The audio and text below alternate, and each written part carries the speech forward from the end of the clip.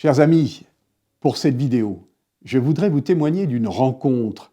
Une rencontre, comment dire, étonnante, improbable, je ne saurais comment la qualifier. Disons plutôt la rencontre de quelqu'un qui m'a fasciné.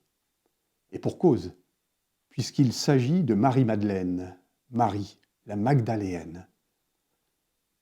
Je l'ai rencontrée cet été, en Provence, pas très loin de la Sainte-Baume. Vous savez, là où la tradition nous rapporte qu'elle se serait établie pour passer les 30 dernières années de sa vie entre pénitence et contemplation. C'est un dimanche de fin août, après la messe. Nous partageons le déjeuner au presbytère avec le curé de la paroisse du village où nous allons régulièrement.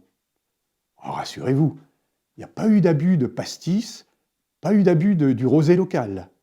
Nous sommes pleinement conscients, nous avons l'esprit bien clair et nous sommes bien au frais dans la salle à manger du vieux presbytère.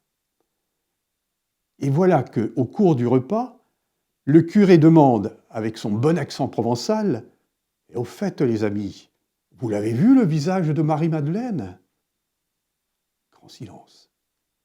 Avec mon épouse, nous nous regardons, juste le temps pour le père de prendre son téléphone et de nous montrer ce dont la science est capable aujourd'hui, la reconstitution d'un visage qui pourrait être celui de Marie-Madeleine. De quoi s'agit-il ? Eh bien, tout simplement, une équipe de chercheurs a utilisé les reliques présentes depuis 8 siècles dans la basilique de Saint-Maximin pour reconstituer le visage de Marie-Madeleine, son visage supposé. À partir de ces reliques, un médecin spécialiste en sciences médico-légales et un portraitiste judiciaire ont proposé une représentation 3D de ce visage. Et ils ont abouti à un visage de type méditerranéen, une femme de type méditerranéenne, âgée 55 ans, 60 ans à peu près. Bien sûr, une question demeure. Ces reliques sont-elles vraiment celles de Marie-Madeleine ? Quoi qu'il en soit, comment ne pas avoir le cœur touché par cette femme qui, après avoir été délivrée de ses errements, Luc l'évangéliste nous dit guérie d'esprits mauvais, se lance tout entière à la suite du Christ. Et elle se retrouve témoin direct de la passion et premier témoin de la résurrection de Jésus. Ce que je retiens de cette rencontre, eh bien, c'est cette invitation à ne pas nous croire enfermés dans la prison de nos péchés, de nos faiblesses, de nos doutes. Le Christ en a libéré Marie-Madeleine, eh bien, il continue à nous en libérer, à nous en guérir.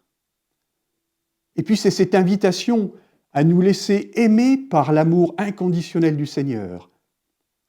Un amour qui relève, qui nous donne d'être, de vivre, comme il a relevé Marie-Madeleine.